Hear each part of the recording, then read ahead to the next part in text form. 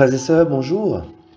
Nous continuons nos partages des Écritures dans le sillage de la Pâque et en marche vers la Pentecôte. Tout comme hier, je vous invite à prendre un moment pour lire les Actes des Apôtres. C'est la première lecture de ce jour.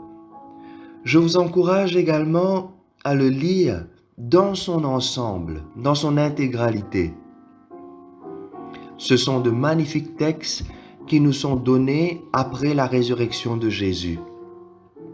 Et aujourd'hui, dans cette première lecture du chapitre 8 des Actes des Apôtres, nous voyons bien la personnalité de Saul, celui qui a persécuté les chrétiens, qui a tué les disciples du Christ, et c'est celui-là même que le Christ choisira plus tard pour être son envoyé. Et oui, c'est bien lui, Saint Paul. Je ne peux que vous encourager, chers amis, à trouver un moment pour lire ce beau livre des Actes des Apôtres. Et pour l'évangile du jour, nous le méditons à partir de Saint Jean au chapitre 6, les versets 35 à 40. En ce temps-là, Jésus disait aux foules, « Moi, je suis le pain de la vie. Celui qui vient à moi n'aura jamais faim. Celui qui croit en moi n'aura jamais soif.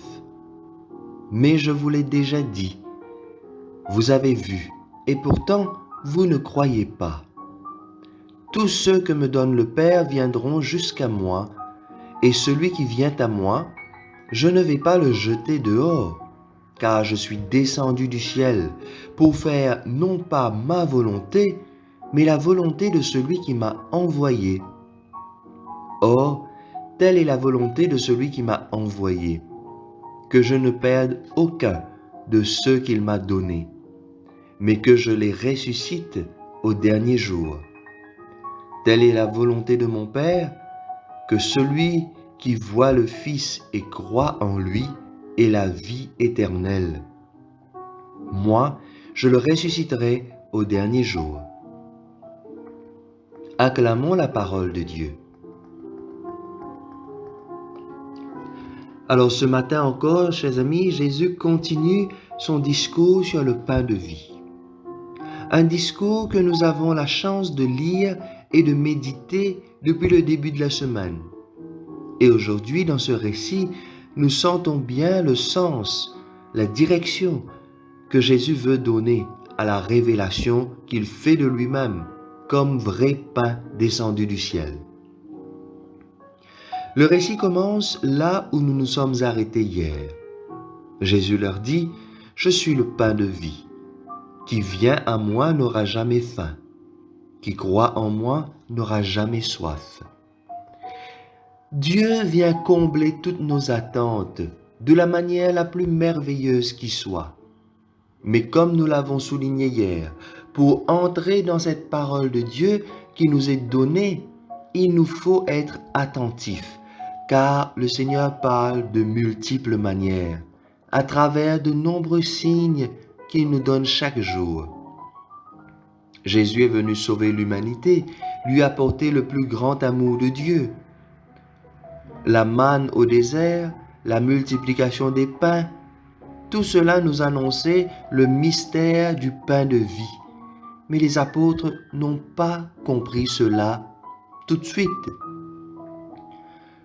Nous pouvons contempler à quel point Jésus se préoccupe de notre faim et de notre soif. Dieu n'est pas indifférent devant nos souffrances. Chers amis, je partage avec vous ce matin ce sentiment douloureux de tant de personnes qui n'arrivent pas à célébrer dignement une Eucharistie et à se rassasier à la table du Seigneur. Effectivement, les témoignages sont nombreux, car toutes ces personnes ont reconnu le signe par excellence de la présence de Dieu dans son pain de vie, qui nous donne la force nécessaire pour mener nos combats de tous les jours. Ensuite, Jésus dit, « Tous ceux que me donne le Père viendront à moi, et celui qui vient à moi, je ne le jetterai pas dehors. Car je suis descendu du ciel pour faire non pas ma volonté, mais la volonté de celui qui m'a envoyé. Or, la volonté de celui qui m'a envoyé, c'est que je ne perde aucun de ceux qu'il m'a donnés, mais que je les ressuscite au dernier jour. Avec Jésus, chers amis, depuis son incarnation, sa venue dans le monde, jusqu'à sa mort et sa résurrection, notre histoire, l'histoire de l'humanité trouve un sens, une direction. Vous savez, la vie chrétienne n'est pas simplement un cycle ou un éternel recommencement comme beaucoup le pensent. Non, notre vie chrétienne a un sens, un but. Et le but vers lequel nous tendons, c'est bien la résurrection, la vie éternelle, la soif ultime de l'homme, sa plus grande soif, c'est la soif de la vie éternelle. Chers amis, la faim et la soif physique sont le reflet du désir le plus profond de la vie divine que seul Jésus-Christ peut nous donner. C'est la volonté de mon Père que quiconque voit le Fils et croit en lui ait la vie éternelle. Nous devons nous présenter à lui, aller à lui, en aspirant au don d'amour infini que Dieu veut nous donner. Il nous faut le reconnaître et le recevoir dans la foi quand il se révèle. Prenons l'exemple de Marie.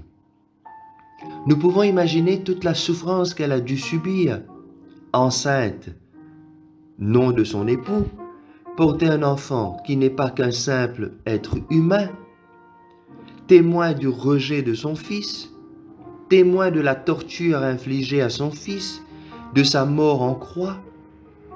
Pouvons-nous un seul instant nous mettre à la place de Marie? Et pourtant, je vous assure, c'est le quotidien de tant de personnes aujourd'hui. Oui, l'expérience de Marie, c'est aussi nos expériences de souffrance de chaque jour, chers amis. Et pourtant, Marie a été rassasiée par la présence de son Fils. Elle a compris le don d'amour que Dieu faisait à l'humanité. Quand Jésus nous donne son corps et son sang en nourriture, nous revenons à cette origine par qui nous est venu ce don si précieux.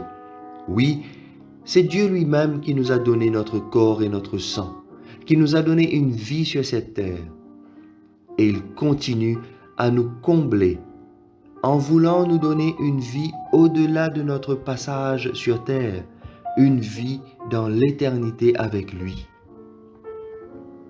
Oui, telle est la volonté de mon Père, que quiconque voit le Fils et croit en lui ait la vie éternelle, et que je le ressuscite au dernier jour. Ces paroles de Jésus peuvent nous rapprocher de lui chaque jour dans la prière, pour recevoir son corps et pour posséder cette vie nouvelle. Jésus, sauveur de son peuple, nous nourrit, il nous défend. Nous passons ainsi des soucis de la nourriture matérielle au souci unique de faire la volonté de notre Père qui est au ciel. Dans ce don de la multiplication des pains se cache la relation à celui qui donne le pain. Je suis le pain de la vie. Celui qui vient à moi n'aura plus jamais faim. Le vrai pain, c'est celui qui demeure pour la vie éternelle. Chers amis, nous savons que dans la situation présente, nous ne pouvons pas célébrer l'Eucharistie comme il se doit. Mais cela ne nous empêche pas de communier spirituellement au corps et au sang de Jésus. Le désir de notre cœur de lui appartenir fait déjà toute la différence dans nos vies. Et c'est cela qui transforme nos quotidiens. Demandons-lui ce matin cette grâce de continuer à le reconnaître dans son pain de vie. Amen. Je vous souhaite à vous toutes et à vous tous une très belle journée.